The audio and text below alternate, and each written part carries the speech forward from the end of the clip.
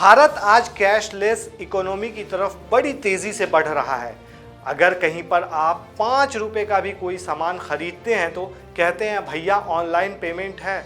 हर दुकान पर आपको स्कैनर दिख जाएगा। मतलब भारत कैशलेस इकोनॉमी बन रहा है।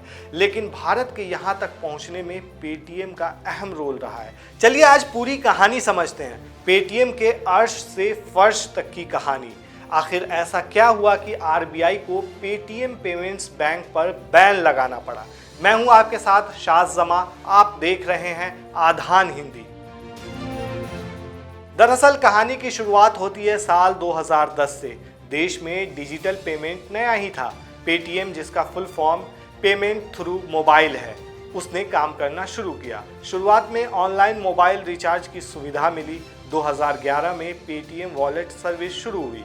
फिर देश में स्मार्टफोन सस्ते होने शुरू हुए और डिजिटल पेमेंट की ग्रोथ होने लगी। लेकिन पेटीएम की कहानी को नए पंख लगे 2016 की नोटबंदी के बाद। देश के तमाम अखबारों में फुल पेज ऐड छपे और पेटीएम रातों रात देश में डिजिटल पेमेंट का विकल्प बन गया। फिर दिसंबर 2016 के अंत या कहें कि 2017 की शुरुआत तक सरकार ने देश में यूपीआई पेमेंट सिस्टम को भीम नाम से लॉन्च कर दिया। पेटीएम की जिस वॉलेट सर्विस ने उसे चमकता सितारा बनाया, उसके फीके पड़ने की शुरुआत यहीं से शुरू हुई।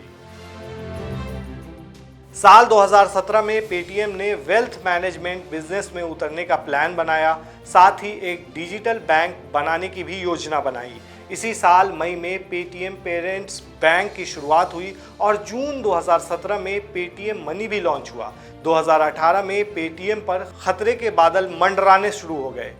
यही इस सूरज के डूबने की टाइमलाइन थी। 2018 में पेटीएम की पेमेंट कंपनी 197 कम्युनिकेशंस में वॉरेन बफेट की बर्कशायर हैथवे ने निवेश किया। कंपनी को $30 करोड़ का बड़ा निवेश मिला।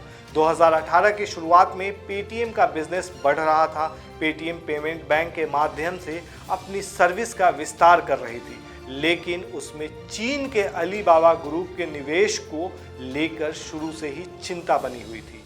ये वही वक्त था जब भारत और चीन के बीच तनाव खिंच रहा था। जून 2018 में पेटीएम को पहली बार बैंकिंग रेगुलेटर आरबीआई की धमक का सामना करना पड़ा। तब पेटीएम पेमेंट बैंक के 20 जून से नए अकाउंट खोलने पर रोक लगा दी गई थी। दिसंबर 2018 में जाकर पेटीएम पेमेंट बैंक पर से ये पाबंदी हटी, लेकिन ये राहत ज़्यादा दिन नहीं रही। मार्च 2019 में आरबीआई के तहत काम करने वाले बैंकिंग लोकपाल ने पेटीएम पेमेंट बैंक को कारण बताओ नोटिस जारी किया। ये आरबीआई के केवाईसी नियमों के उल्लंघन से जुड़ा हुआ मामला था। पेटीएम पेमेंट बैंक अपने एक खास अकाउंट के ट्रांजैक्शंस पर सही से नज़र नहीं रख रहा था, लेकिन मामला उतना बिगड़ा नहीं। साल 2020 में देश ने कोविड का सामना किया। डिजिटल पेमेंट को एक बार फिर पुश मिला और पेटीएम को इसका फायदा हुआ। हालांकि इस दौरान देश में गलवान घाटी की घटना हुई, चीन के साथ भारत का तनाव बढ़ा, इसलिए पेटीएम में चीन का निवेश बड़ा मुद्दा बन गया। 2021 में पेटीएम को लेकर आरबीआई की तल्खी एक बार फिर देखने को मिली। पेटीएम पेमेंट लिमिटेड ने आरबीआई को Bharat bill payment operating unit के बारे में गलत जानकारी दी, जिस पर उसे कारण बताओ नोटिस जारी किया गया। इसके तार अगस्त 2017 के ही एक नोटिस से जुड़े थे, जिसके जवाब में ही पेटीएम ने आरबीआई को गलत जानकारी दी थी। अक्टूबर 2021 में पेटीएम के आईपीओ से ठीक पहले नियमों के उल्लंघन को लेकर पेटीएम पेमेंट बैंक पर $1 करोड़ का जुर्माना लगा। अक्टूबर में ही पेटीएम का फिर आईपीओ आया। आईपीओ से पहले पेटीएम में अलीबाबा ग्रुप की हिस्सेदारी 34.7% तक पहुंच चुकी थी। आईपीओ के नियमों का पालन करने के लिए तब अलीबाबा ग्रुप की फर्म एंटीफिन ने पेटीएम में 5% हिस्सेदारी बेच दी। नवंबर 2021 में नोटबंदी की चौथी बरसी के दिन पेटीएम शेयर बाजार में लिस्टेड हो गई, लेकिन पहले ही दिन पेटीएम की परतें खुलने लगी। कंपनी के आईपीओ का प्राइस 2150 रुपये था, जबकि शेयर की लिस्टिंग 27% टूटकर 1560 रुपये पर हुई। आईपीओ के बाद पेटीएम में सॉफ्ट बैंक और अलीबाबा ग्रुप की सीधी हिस्सेदारी लगभग खत्म हो गई।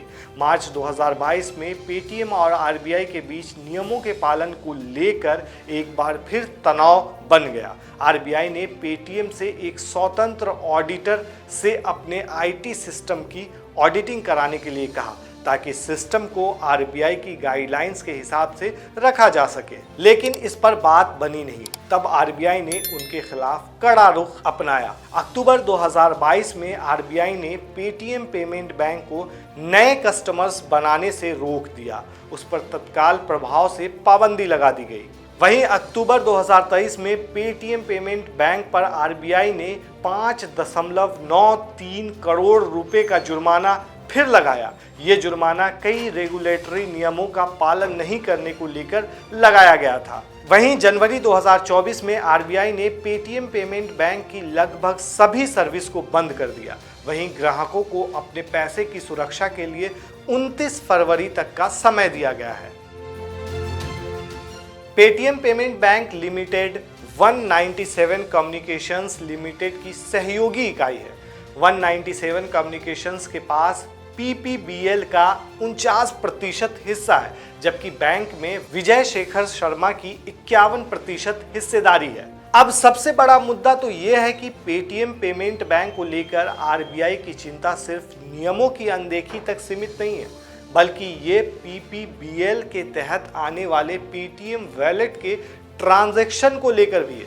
पेटीएम वॉलेट्स के करीब 3.3 करोड़ ग्राहकों ने दिसंबर 2023 तक के आंकड़ों के हिसाब से 8,000 करोड़ रुपए के मूल्य से ज्यादा के 24.72 करोड़ ट्रांजैक्शन किए हैं। इसका कुल मूल्य 5900 करोड़ रुपए से ज्यादा है।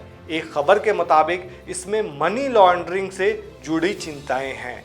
पेटीएम वॉलेट और कंपनी की बैंकिंग इकाई के बीच सैकड़ों करोड़ रुपए के संदिग्ध लेन देन की वजह से भारतीय रिजर्व बैंक को विजय शेखर शर्मा की गतिविधियों पर शिकंजा कसना पड़ा। पीपीबीएल में एक ही पैन कार्ड पर हजारों खाते खोलने, केवाईसी के बिना लाखों खातों में ट्रांजैक्शन देखे गए हैं। ये करोड़ों रुपए की लेन देन है। यही वजह है कि ईडी भी इस मामले पर पूरी नजर रख रहा है।